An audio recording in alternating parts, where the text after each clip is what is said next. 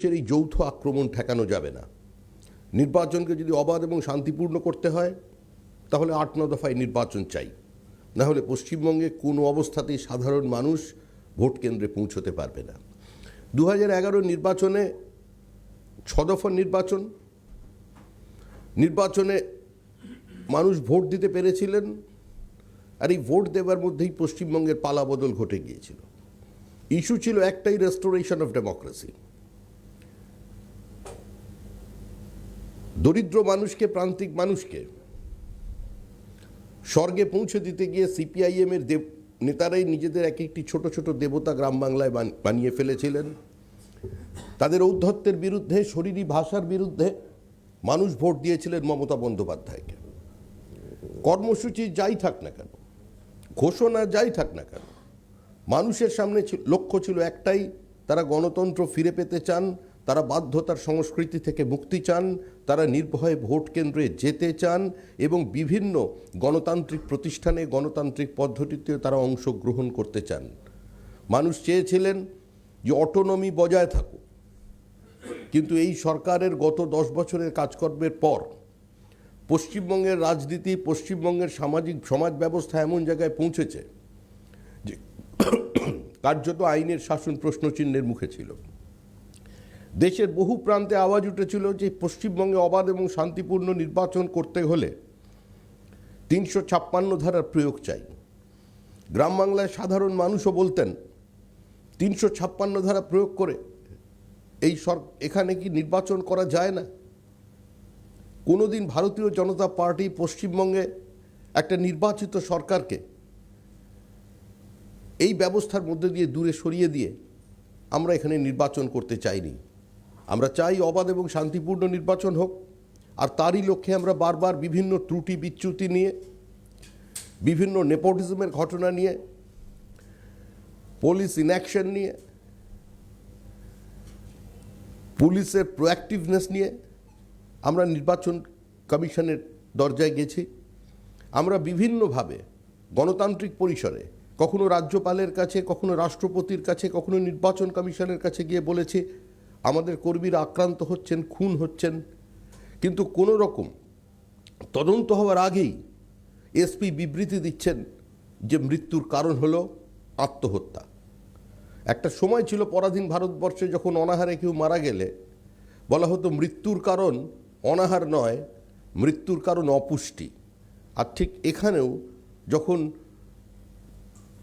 আলু চাষি ক্ষুধার তাড়নায় আত্মহত্যা করছেন, যখন বিভিন্ন সময় গণতান্ত্রিকভাবে গণতান্ত্রিক ব্যবস্থায় অংশগ্রহণ করে কেউ নিজের দলের প্রচার করতে যাচ্ছেন, তারা খুন হলে আজকের পুলিশ বলে দিচ্ছে যে মৃত্যুর কারণ হচ্ছে পারিবারিক কলহ। অর্থাৎ অবস্থাটা একই জায়গায় দাঁড়িয়ে গেছে। ৮ দফা নির্বাচনের পর থেকেই এই রাজ্য সরকার, তার মন্ত্রীরা, বিদায়ী মন্ত্রীরা এবং তৃণমূল কংগ্রেসের নেতারা লাগাতার নির্বাচন কমিশনকে আক্রমণ করে চলেছেন। নির্বাচন কমিশনের কাছে তাদের যদি কোনো প্রশ্ন থাকে, নির্বাচন কমিশনের কাছে তাদের বিরুদ্ধে তাদের যদি কোনো বক্তব্য থাকে, সেটা সম্পূর্ণ নির্বাচন কমিশনের ব্যাপার। আমরা নির্বাচন কমিশনের হয়ে ওকালতি করবার জন্য আমরা এখানে আজকে নেই, কারণ নির্বাচন কমিশন এখন পর্যন্ত যা ব্যবস্থা নিয়েছেন সেই ব্যবস্থাকে আমরা পর্যাপ্ত বলে মনে করছি না। আমরা মনে করছি না এখনও নির্বাচন কমিশন সম্পূর্ণভাবে মানুষকে আশ্বস্ত করতে পেরেছেন। নির্বাচন কমিশনের কাছে আমাদের আরও দাবি আছে। নির্বাচন কমিশনের সামনে আমাদের নির্দিষ্ট কিছু বক্তব্য আছে, সেটা আমরা নির্বাচন কমিশনকে জানাবো। কিন্তু গণতান্ত্রিক প্রক্রিয়ায় অংশগ্রহণ করে সংবিধানের উপর আস্থা রেখে একটা সাংবিধানিক বডিকে যেভাবে তৃণমূল কংগ্রেসের নেতারা আক্রমণ করে চলেছেন, যেভাবে স্ববিরোধিতায় ভরা প্রশ্ন তাদের সামনে তুলে ধরেছেন, বর্ষিয়ান নেতারা যেভাবে ব্লেম গেমে অংশগ্রহণ করেছেন, বর্ষিয়ান নেতারা যেভাবে প্রধানমন্ত্রীর বক্তব্যকে বিকৃতভাবে উপস্থাপিত করে আজকে শুধুমাত্র একটা ঘটনা দিয়ে সহানুভূতির ঝড় তৈরি করবার চেষ্টা করছেন। গতকাল শুভেন্দু অধিকারীর নন্দীগ্রামের পদচারণা, আর আজকে শুভেন্দু অধিকারীর বিজেপি প্রার্থী হিসেবে সেখানে মনোনয়ন, সেখানে দুজন কেন্দ্রীয় মন্ত্রী স্মৃতি ইরানি ও ধর্মেন্দ্র প্রধানের উপস্থিতি, তাদের বক্তব্যে মানুষের যে উৎসাহ, উদ্দীপনা, যে আবেগ এবং তাদের যে ব্যথা, আজকে সেখানে পৌঁছে গিয়েছে, তা দেখে মনে হচ্ছে যে তৃণমূল কংগ্রেস যতই চক্রান্ত মানুষের সামনে এই তত্ত্ব খাড়া করুক না কেন, যতই গভীর ষড়যন্ত্রের তত্ত্ব মানুষের সামনে নিয়ে আসুক না কেন, নন্দীগ্রামের মানুষ তাকে প্রতিহত করে দেবে। যে নন্দীগ্রাম, যে অঞ্চলের মানুষ প্রথম স্বাধীন সরকার ভারতবর্ষকে উপহার দিয়েছে, যে নন্দীগ্রামে অহিংস এবং সহিংস আন্দোলনের সমান্তরালভাবে এগিয়ে গেছে, যে নন্দীগ্রাম কংগ্রেসের অসহযোগ আন্দোলনে সামিল হয়েছে, আবার বিভিন্ন বিপ্লবী কর্মকাণ্ডের সঙ্গে যুক্ত হয়েছে, যে নন্দীগ্রাম গান্ধীবাদ এবং মার্ক্সবাদকে প্রায় সমান্তরালভাবে বিভিন্ন সময় আশ্রয় দিয়েছে, যে নন্দীগ্রাম একসময় এই তথাকথিত পালা বদলের সূচক হয়ে দাঁড়িয়েছিল, নিয়ামকের কাজ করেছিল, সেই নন্দীগ্রামকে কেন্দ্র করে আজকে তৃণমূল কংগ্রেস যে তথ্য মানুষের সামনে পরিবেশন করছেন তা ভুলে ভরা। দেশের প্রধানমন্ত্রী বলেছিলেন, দেশের নির্বাচনের সময় মানুষ বক্তৃতা করে, বিভিন্ন জনসভায় বক্তৃতা করতে গেলে তো একটু সেখানে হাসি থাকে, রস থাকে, একটা নির্দিষ্ট মানুষের সঙ্গে সম্পর্ক স্থাপনের ভাষা থাকে। প্রধানমন্ত্রী একবারও কথা বলেননি। তিনি কোনোদিন কথা বলেননি যে মুখ্যমন্ত্রী আহত হয়ে যাবেন নন্দীগ্রামে গিয়ে। তার বক্তৃতার ক্লিপিং আপনারা প্রয়োজনে এখানে দেখতে পারেন, আমরা রেখে দিয়েছি, আবার সাংবাদিকদের শোনাতে পারি। প্রধানমন্ত্রী বলেছিলেন যে মুখ্যমন্ত্রী স্কুটি চালাচ্ছেন, যদি তিনি পড়ে যান তাহলে হয়তো দেখবেন যে স্কুটিটা কোন কোম্পানি তৈরি করেছে, সেই কোম্পানি যদি দক্ষিণের হতো তাহলে দক্ষিণের ভারতের তিনি বিরোধী হয়ে যেতেন, উত্তরপ্রদেশে হলে তার বিরোধিতা করতেন। তিনি নিজস্ব কায়দায় তিনি বলেছিলেন যে ওই মুখ্যমন্ত্রী তো এখন ভবানীপুর থেকে নন্দীগ্রামের দিকে স্কুটি ভবানীপুর থেকে ঘুরিয়ে নিয়েছেন। এ কথা কোথায়, কিভাবে এর মধ্যে ষড়যন্ত্রের তত্ত্ব আবিষ্কার করছেন একজন বর্ষিয়ার নেতা? এর থেকে দুর্ভাগ্যজনক পরিণতি আর কিছু হতে পারে না। আজকে তৃণমূল কংগ্রেসের নেতারা বলছেন আমরা নির্বাচন কমিশনকে কিছু বলছি না, কিন্তু নির্বাচন কমিশনকে আবার তারা প্রশ্ন করছেন ঘুরিয়ে যে বিজেপি যেভাবে ষড়যন্ত্রটা তৈরি হয়েছিল তখন নির্বাচন কমিশন কি করছে। ওখানে ডিএমের যে ফাইন্ডিংস আছে, তারা কতকাল পর্যবেক্ষণ করে তারা যা কথা বলেছেন যে মুখ্যমন্ত্রী তার মনোনয়নপত্র দাখিল করবার পর তিনি কোথায় কোথায় যাবেন তার ইনফরমেশন কিন্তু কনসার্ন অথরিটির কাছে ছিল না। আজকে যদি সত্য হয় তাহলে আমরা আবার বলছি তদন্তের প্রয়োজন আছে। ঘটনা ঘটার অব্যবহিত পরে দলের পক্ষ থেকে বিবৃতি দেওয়া হয়েছে যে আমরা এই ঘটনার পূর্ণাঙ্গ তদন্ত চাই, এই ঘটনার উচ্চ পর্যায়ের তদন্ত চাই, এই ঘটনার মধ্যে দিয়ে সত্য প্রকাশিত হোক সেটা চাই। কিন্তু যেভাবে আজকে ডিজি বদলের কথা, ডিআইজি বদলের কথা আজকে তারা বলছেন, আজকে তাদের সেটা সম্পর্কে নির্দিষ্ট করে চিন্তা করতে হবে। এ রাজ্যে তো কার্যত আইনের শাসন অনুপস্থিত। 3 জন আইপিএস অফিসারের উপস্থিতিতে জেপি নাড্ডার কনভয়ের উপরে হামলা হয়ে গেল। মুখ্যমন্ত্রী জেড প্লাস সিকিউরিটি এত বড় কনভয়ের মধ্যে অসংখ্য সাংবাদিকদের সামনে আজকে তিনি যদি বিজেপির 3-4 জন লোকের হাতে বা ষড়যন্ত্রকারীদের হাতে আক্রান্ত হতেন, এত তার কর্মী সমর্থকরা সেখানে উপস্থিত ছিলেন যারা এই কাণ্ড ঘটিয়ে কেউ বেরিয়ে যেতে, প্রাণে বেঁচে বেরিয়ে যেতে পারতেন না। এই পায়ের তলা থেকে রাজনৈতিক জমি চলে যাওয়ার ফলে আজকে তৃণমূল কংগ্রেস অকারণে এই তত্ত্ব মানুষের সামনে নিয়ে এসেছে। আমরা আমাদের যে বক্তব্য আমরা নির্বাচন কমিশনের কাছে যাচ্ছি, আমাদের কাছে আরেকটি বিশেষ খবর আছে যে 28 নম্বর ওয়ার্ড বিধাননগরে খবর এসছে, সেখানে একটি মেলা চলছিল, সরকারি কি বেসরকারি জানা নেই, কিন্তু এই মেলায় বিদ্যুৎপৃষ্ট হয়ে একজন মহিলা মারা গেছেন নয়াপট্টিতে, এবং স্থানীয় একজন জয়দেব নস্কর তিনি নাকি তাদের বাড়িতে গিয়ে যাতে ডায়েরি না করেন সেটা উইথড্র করবার কথা বলছেন। এই অভিযোগ দলের পক্ষ থেকে আমরা ওখান থেকে পেয়েছি, আপনাদের কাছে জানালাম। আমাদের মূল বক্তব্য হলো এটাই যে তৃণমূল কংগ্রেস এই আচরণের কারণে সাংবিধানিক সংকট তৈরি হচ্ছে। আমাদের লড়াই তৃণমূল কংগ্রেসের সঙ্গে রাজনৈতিক লড়াই। আমরা রাজনৈতিক লড়াইয়ে তৃণমূল কংগ্রেসকে হারিয়ে দেব। মুখ্যমন্ত্রী চ্যালেঞ্জ ছুড়ে দিয়েছিলেন শুভেন্দু অধিকারীর উদ্দেশ্যে, বিজেপির উদ্দেশ্যে, যে নন্দীগ্রাম থেকে তিনি নির্বাচনে প্রতিদ্বন্দ্বিতা করবেন। শুভেন্দু অধিকারী বলেছিলেন, দল যদি আমাকে অনুমতি দেয় আমি নন্দীগ্রাম থেকে নির্বাচনে প্রতিদ্বন্দ্বিতা করব। পার্টি এই চ্যালেঞ্জকে গ্রহণ করেছে। আর সাম্প্রতিক ঘটনা প্রবাহ গতকাল বিকেল এবং আজকে শুভেন্দু অধিকারীকে ঘিরে যে উন্মাদনা, বিজেপির কর্মীদের যে উচ্ছ্বাস, সেখানে উপস্থিতি এবং মানুষের স্বতঃস্ফূর্তভাবে এগিয়ে এসে যে অভিবাদন আজকে দেখা যাচ্ছে, তাতে ওই নন্দীগ্রামের আসনটা কিন্তু, নন্দীগ্রামে যে চেয়ারটা শুভেন্দু অধিকারীর জন্যই, বিজেপির জন্যই চেয়ারটা ওখানে রাখা থাকবে এবং ব্যবধান বড় হবে, এইটা আমরা বিশ্বাস করি।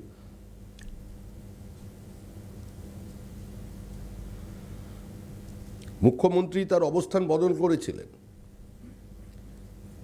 ঘটনা ঘটার দিন তার যে বক্তব্য এবং গতকাল জারি ভিডিও বার্তায় তিনি কর্মীদের উদ্দেশ্যে আহ্বান জানিয়েছিলেন যে পরিস্থিতি যেন শান্ত থাকে, স্বাভাবিক থাকে, তিনি প্রচারে ফিরবেন।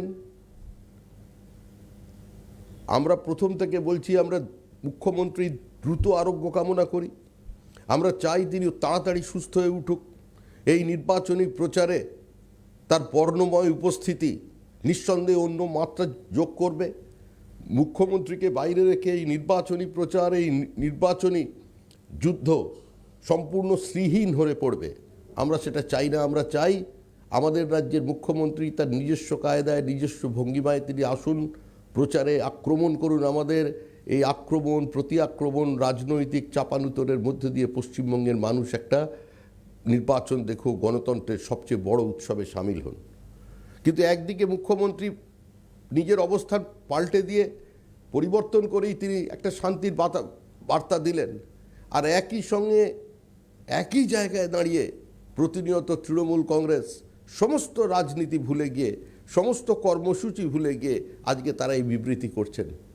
কারণ নাম বলছি না, যে মন্ত্রী, যে নেতা সম্পূর্ণ প্রশ্ন তুলছেন নির্বাচন কমিশনের দিকে, সঙ্গে বিজেপিকে যুক্ত করে তারা সংবিধানের অবমাননা করছেন। তারা নির্বাচন কমিশনের যে গুরুত্ব, তার যে উচ্চতা, সেটাকে খাটো করে দিচ্ছেন। এই সরকার বিধানসভায় তাদের সংখ্যাগরিষ্ঠতার জোরে সমস্ত অটোনমিকে কার্যত শেষ করে দিয়েছে। শিক্ষা প্রতিষ্ঠানের ক্ষেত্রে রাজ্যের শিক্ষামন্ত্রী বলেছিলেন, টাকা আমরা দিই, কেন নাক গলাবো না। আজকে বিকেন্দ্রীকৃত কোনো ব্যবস্থার প্রতি, স্বায়ত্ত শাসনের প্রতি, কোনো স্বেচ্ছাধীন ক্ষমতা কেউ ব্যবহার করবে তার প্রতি এই সরকারের কোনো আস্থা নেই। এই সরকার ক্ষমতাকে কেন্দ্রীভূত করে ফেলেছে সর্বস্তরে। আর যেগুলো বাকি আছে ভারত সরকারের প্রতিষ্ঠান, এরা তাদেরও লাগাতার নিরন্তর বিভিন্ন ভাষায় আক্রমণ করে চলেছে। যেভাবে, যে ভাষায় তারা আক্রমণ করছেন আজকে একটি সাংবিধানিক বডিকে, যে ভাষায় আজকে বিজেপিকে নতুন করে চক্রান্তের কথা বলে আজকে পশ্চিমবঙ্গের সমাজের মধ্যে উন্মাদনা তৈরি করতে চাইছেন, বিচ্ছেদ তৈরি করতে চাইছেন, সংঘর্ষের বাতাবরণ তৈরি করতে চাইছেন, আমরা বিশ্বাস করি পশ্চিমবঙ্গের রাজনীতি সচেতন মানুষ তাকে প্রত্যাখ্যান করবে। ধন্যবাদ।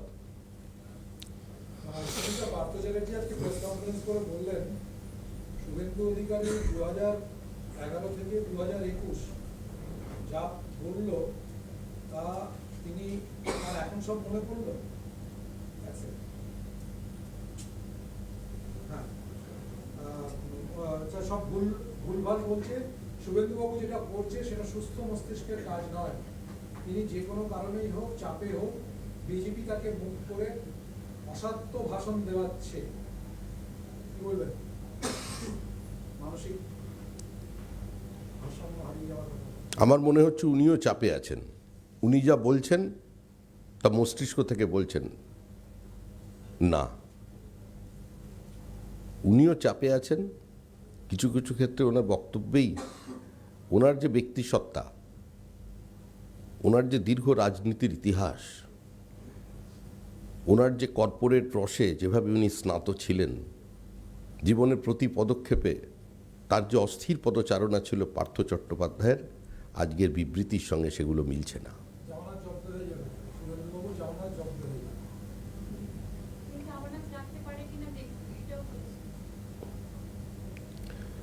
উনি জানেন এটা। উনি নিজের কেন্দ্রের প্রতি নজর দিলে ভালো লাগবে, কারণ আমরা বিধানসভায় কিছু মানুষ সমিতা, আজকে সংযুক্ত কিষাণ মোর্চার হুম। এক ঝাঁক নেতা তারা আজকে এসছেন, সেখানে বলবীর সিং রাজেওয়াল, যোগেন্দ্র যাদব, হান্নান মোল্লা, মেধা পাটকার সকলেই ছিলেন। তারা প্রেস কনফারেন্স করেছেন এবং প্রেস কনফারেন্সে যাবত অনেকজন বক্তব্য রেখেছেন। মূল বক্তব্য একটাই, কাকে ভোট দিতে হবে বলছি না, কিন্তু বিজেপিকে ভোট দেবেন না আপনারা। এবং আজকে এখানে রামলীলা ময়দানে একটা মহাপঞ্চায়েত হচ্ছে, এরপরে আরো মহাপঞ্চায়েত হবে। তার মধ্যে দুটো খুব ইন্টারেস্টিং, একটা হচ্ছে নন্দীগ্রামে, একটা হচ্ছে সিঙ্গুরে, এবং একটা ভবানীপুরে, একটা আসানসোল, আরো অন্যান্য জায়গায় কুলতলি, যাদবপুর হবে। কিন্তু নন্দীগ্রাম এবং সিঙ্গুর ওই প্রথম চারটের মধ্যে আছে। এইটাকে কিভাবে দেখছেন? না, ভবানীপুরে যে চাষ হয় আমার প্রথম এটা জানলাম। ওখানে বনসাই হয় কিংবা গমের চাষ করবে কিনা ওরা বুঝতে পারবে। আসলে এই সমস্ত শ্রীহীন মানুষ যাদের মোটামুটিভাবে আন্দোলনজীবী অবস্থা থেকে মানুষ প্রত্যাখ্যান করে ফেলেছে, দিকে দিকে বিভিন্ন সময় কোনো উৎসব হলেই এরা ছুটে যান কিছু গানের খোঁজে, এরা এইসব করে থাকবেন। আমাদের এখানে তো দুর্গাপুজো হয়, আমরা ছোটোবেলা থেকে দেখেছি। আর দুর্গাপুজোর সুভিনির বেরোয়, সেই সুভিনিরের শেষে একটা পাতা থাকে, কোনো কোনো জায়গায় লেখা থাকে যাদের না হলে নয়, আর কোনো কোনো জায়গায় লেখা থাকে হইচই। হইচইয়ে এরা থাকবেন, এরা আছেন। এই রাজনীতিতে এদের অবস্থানের কোনো গুরুত্ব নেই। নন্দীগ্রাম এবং 294টা কেন্দ্রেই ওদের প্রতিনিধিরা ঘুরে বেড়াবে এবং চিঠি নিয়ে যাবে। ক্যাম্পেইন করবে, চিঠি দেবে এবং আর্জি জানাবে। এই বিজেপিকে কখনোই ভোট দেবে না। যান না, এটাই তো গণতন্ত্র, এটাই তো গণতন্ত্র। আমরা তো এটাই চাই। গুজরাতে ঘুরেছেন, উত্তরপ্রদেশে ঘুরেছেন, বিহারে ঘুরেছেন, সব জায়গায় ঘুরছেন। এরা ঘুরছে আর মানুষের হাতের চাকা ঘুরছে, বিজেপির ভোট বাড়ছে ঊর্ধ্বমুখী। না, কিন্তু নন্দীগ্রাম এবং সিঙ্গুর এই দুটো জায়গাকে ফোকাস করার কি কোনো অন্য রাজনৈতিক সমীকরণ বলে মনে হয়?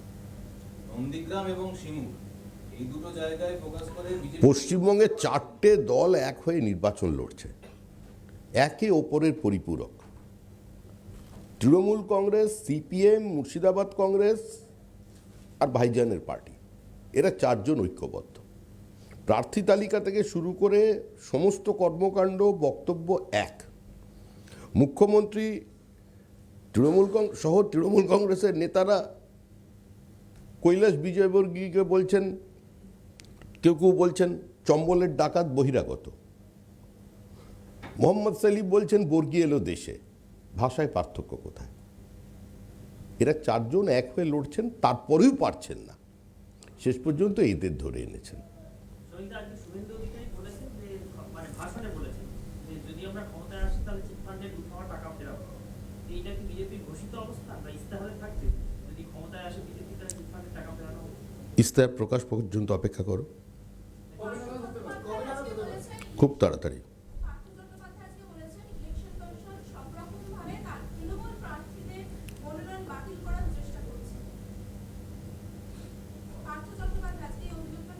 আমি বললাম না উনি প্রবল চাপে আছেন। ওনার পুরো প্রেস কনফারেন্সের মধ্যে বলছেন, একবার বলছেন ইলেকশন কমিশনের বিরুদ্ধে, তারপরেই বলছেন আমাদের ইলেকশন কমিশনের বিরুদ্ধে কোনো বক্তব্য নেই, আমরা চাই তদন্ত। উনি কতগুলো তদন্ত চাইছেন আগে তালিকা তৈরি করুন। আপাতত তো নন্দীগ্রামের ঘটনার চক্রান্ত ষড়যন্ত্রের তদন্ত চেয়েছেন, এটার জন্য তদন্ত চান, নির্বাচন কমিশন দেখবেন। নির্বাচন কমিশনের বৈধতা নিয়ে তারা প্রশ্ন তুলেছেন। নির্বাচন কমিশনের আমরা মুখপত্র নই, তার হয়ে অ্যাডভোকেটিং করাও আমাদের কাজ নয়। নির্বাচন কমিশন একটি স্বতন্ত্র সংস্থা, সাংবিধানিক সংস্থা, তারা তাদের মতো করে উত্তর দেবেন।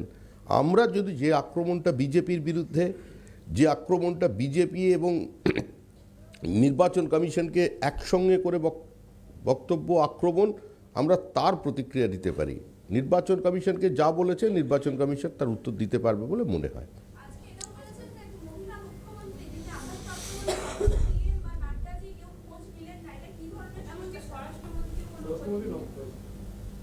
আমরা দেখা করতে গিয়েছিলাম, মুখ্যমন্ত্রীর বিরুদ্ধে উনি যেগুলো বলছেন তাহলে একটু অতীত ইতিহাসটা জেনে নেওয়া ভালো। আবার উনি বলছেন যে মেধা গুলিয়ে ফেলেছেন। শুভেন্দুর ক্ষেত্রে বলছেন যে শুভেন্দু অধিকারী দীর্ঘ 10 বছরে কি করেছেন সব ভুলে গেছেন। না, যেসব কথা বলছেন অসত্য। একটু অতীতের ইতিহাসটা দেখুন। বিজেপি না থাকলে তৃণমূল কংগ্রেস ভেঙে কোনোদিন জন্ম নিতে পারতো না। যদি ভারতবর্ষের একটা প্রথিতযশা সংবাদপত্র নিজের পোস্ট এডিটে শুধুমাত্র দেশের প্রধানমন্ত্রীর ছবি দিয়ে তলায় না লিখত, মানে পরিস্থিতি এমনটাই ছিল, দ্য ম্যান নেশন অ্যাওয়েটস, সেই পরিস্থিতি যদি না তৈরি হতো, কংগ্রেসের বিদায় যদি নিশ্চিত না হতো, মমতা বন্দ্যোপাধ্যায় কংগ্রেস ভেঙে তৃণমূল কংগ্রেস তৈরি করতে পারতেন না। কোনো দিন বিজেপির কোনো সর্বোচ্চ নেতা মুখ্যমন্ত্রী মমতা বন্দ্যোপাধ্যায়ের সম্পর্কে একটি কটু শব্দ, একটি অপশব্দ ব্যবহার করেননি। কোনো দিন জোট থাকাকালীন মমতা বন্দ্যোপাধ্যায়কে মাঝ ডঙ্গায় ফেলে চলে যাননি।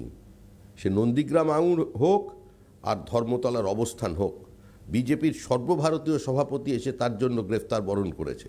বিজেপি পার্লামেন্টের 2 কক্ষকে অচল করে দিয়েছে, পার্লামেন্ট অ্যাডজয়েন্ট হয়ে গেছে আজকে তার আন্দোলনকে প্রাসঙ্গিক করে তোলার জন্য।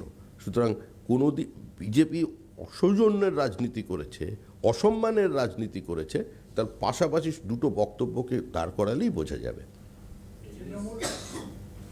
সিপিএম কি এই জন্যই বলে বিজেপি? সিপিএম তো অভিযোগ করে বিজেপি ওগুলো শুনে না মানুষ, এবং কিছু হয় না, একটা ব্যাকডেটের ব্যাপার। সিপিএমের লোক নিচ্ছে না, আর যে জিনিস নিচ্ছে না এটা কী করে হবে? আগে একটা সময় ছিল না যে বড় প্যান্ট ছিল বেল বটমে, বিরাট বিরাট, ওই ছাড়া এই প্রজন্মকে পড়তে দেওয়া হয়, পড়বে? এই পড়বে না। সবিতা, মুখ্যমন্ত্রীর ওপরে পরিকল্পিত আঘাত, তার বিরুদ্ধে তার প্রতিবাদে আজকে মৌন মিছিল তৃণমূলের কালো ব্যাচ পড়ে। তাদের অবস্থান তারা ঘোষণা করেছেন, তারা মিছিল করতে পারে, তারা দৌড় প্রতিযোগিতা করতে পারে। আমাদের অবস্থান স্পষ্ট, আমরা তদন্ত চাই। সমিতি যেভাবে অধীর চৌধুরীকে সরিয়ে দেওয়া হলো লোকসভার নেতা থেকে কংগ্রেসের, সেটা আপনারা কিভাবে দেখছেন? পারিবারিক গন্ডগোলের মধ্যে আমরা যেতে চাই না। 14ই মার্চ নন্দীগ্রাম দিবসের দিন ইশতেহার প্রকাশ করবে তৃণমূল। 14ই মার্চ নন্দীগ্রাম দিবসের দিন ইশতেহার প্রকাশ করবে তৃণমূল। ওরা একটা দিন বেছে নিয়েছে, পরের বছর থেকে আবার এই সময়টা যখন আসবে তখন এই দিনে ওরা আবার সমবেত হবে নন্দীগ্রাম দিবস পালন করবার জন্য, তবে ওখানে নয়, ধর্মতলায়। আজকে প্রাপ্ত বসু বলেছেন ইডি, ইনকাম ট্যাক্স ও সিবিআই বিজেপির এবারের জোট সঙ্গী। আজকে প্রাপ্ত বসু বলেছেন ইডি, ইনকাম ট্যাক্স ও সিবিআই এবারের ভোটের জোট সঙ্গী বিজেপি। এদের জন্যই আজকে দিদির এই অবস্থা। আজকে বিজেপি থেকে 30 জন বিভিন্ন সংগঠনের, মূলত শ্রমিক সংগঠনের নেতৃত্বে তৃণমূলে যোগ দিয়েছে। পার্থ চট্টোপাধ্যায় এই যোগদান করিয়েছেন তৃণমূল ভবন। বিজেপিতে ভাঙ পার্থ চট্টোপাধ্যায়ের মুকুটে আরেকটা পালক পাড়ল, বিজেপি এতে চিন্তিত নয়। ডিজিকে বদল করা হলো, এডিজিকে বদল করা হলো, মুখ্যমন্ত্রীর প্রতি যে আক্রমণ সেটা করা হলো পরিকল্পিতভাবে, এবং চক্রান্ত এটাই যে তাকে যাতে প্রচার করতে না দেওয়া। উনি তো 13 তারিখ থেকে প্রচারে নেমে যাচ্ছেন। আর পার্থবাবুর জনপ্রিয়তা তো তুঙ্গে, রাজ্যের শিক্ষামন্ত্রী, উনি আরও সবার বাড়িয়ে দিন, এখন যা ঘুরছিলেন আরও বেশি করে দিন। হেভিওয়েট মন্ত্রী আছেন, বেরিয়ে পড়ুন। এইসব চক্রান্তের তত্ত্ব এক কথা বারবার আর চলবে না, মানুষ বুঝেছে। আমি তো বলছি, শুধু নন্দীগ্রামেই উপস্থিতি এবং বিজেপির বিভিন্ন প্রচারে, বিভিন্ন সভায় আজকে যে উপস্থিতি চলেছে, দুদিন তো সাংবাদিক সম্মেলনই বন্ধ হয়ে গেল যোগদানের পিছনে। যেখানেই যাচ্ছি সেখানেই যোগদান, মঞ্চ থেকে আমাদেরই ঠেলে ফেলে দিচ্ছে যোগদানের জন্য। সব তৃণমূল থেকে আসছে হুড়ুড় করে, কারণ ওরা বুঝে গেছে শেষ।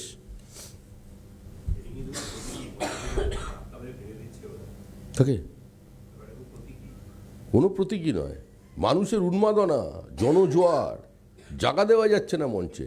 ফ্ল্যাগ নিতে এত লোক উঠে পড়ছে, যারা সামনে দাঁড়িয়ে আছেন বিপজ্জনক। আপনাদেরই একাংশ বলছে রাস্তা থেকে যে যাচ্ছে ধরে এনে জয়েন করানো হচ্ছে বিজেপিতে। কে বলেছে এটা? দলের অভ্যন্তরে চাপা শোনা যাচ্ছে। এত লোক কেন? একজন শীর্ষস্থানীয় নেতা বলে। সে নেতার নাম করে তো এরকম সামনে বলার কথা নয় বিজেপিতে। আমার মনে হয় এরকম কোনো নেতা নেই, হয় যে বলেছেন তো হবে না, মানে যে শুনেছেন আমার মনে হয় তার ঊর্ধ্বচাপ ছিল, অ্যাসিডিটি বেশি ছিল।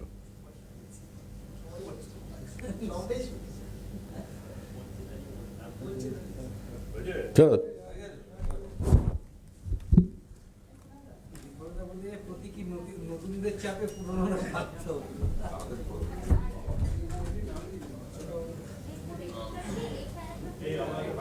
অর্চনা ঘোষ